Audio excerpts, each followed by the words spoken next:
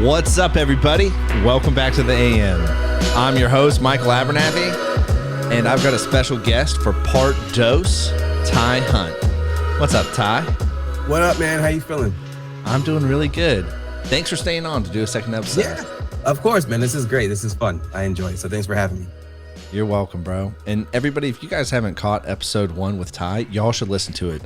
This is one of my favorites so far that we've done. Personally, I'm a bit biased. I like the show in general, but anyways, Ty, where we last left off is memories. Like, one of the things you said is storytelling helps create memories. Can you deep dive into that for me? Yeah, absolutely. So you want to create these moments that will kind of last a lifetime, right? And so, just going back to episode 1 where I was talking about reliving these moments with my father. That's how I got started, right? I was 5 or 6 years old. This is like a million years from, where I am now. But those are things that I absolutely remember because they were so core memories for me, because it kind of just really ingrained certain things into who I am as a person.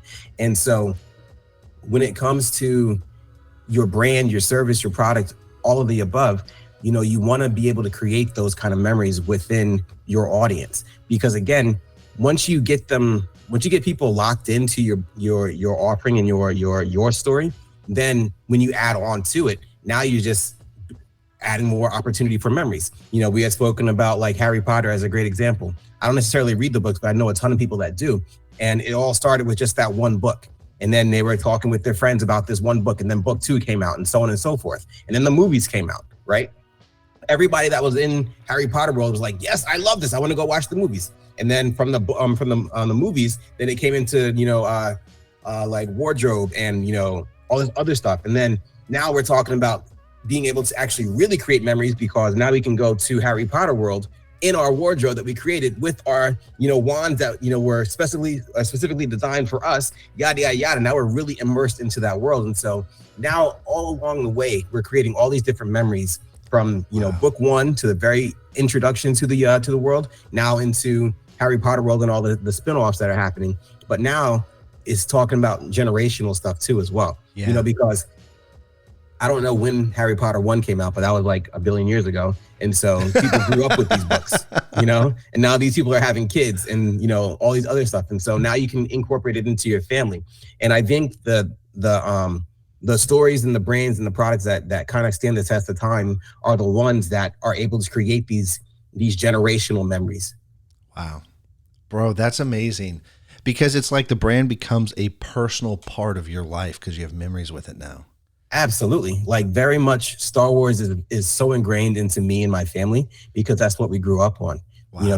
That's how we commune. That's how we were able to be like, oh, I like this, I like that. There's a connection there. And that's so cool. Now that Star Wars is 40 plus years old, that tells you how old I am, right?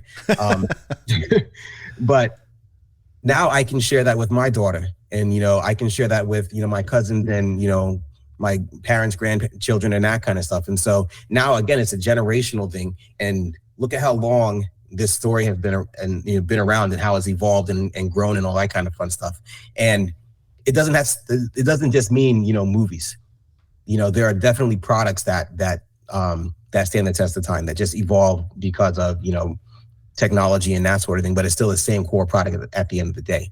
So, if you think about it, all of these different things, all these different companies tapped into something that is so innate in all of us is, we want to have that connection with somebody somewhere, and that's the most important thing. If you can tap into that, if you can tap into that story with your product and service and brand, you're good to go. Wow, that's amazing. Wow. All right, Ty, we got a minute. Tell me, what is the greater good driving you, brother? The greater good driving me. Wow. That's such a loaded question. I don't know if I can answer that in a minute, but I think for me, the thing that drives me is making the world a better place in some way.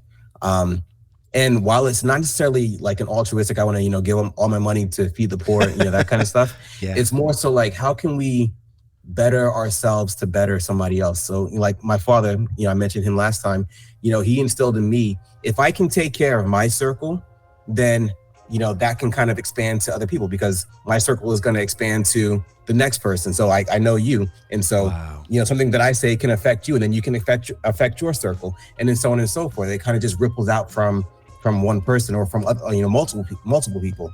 And so that's the thing for me. If you can take care of yourself and your circle, that's automatically going to spread to everybody else, and all of a sudden everybody's taken care of.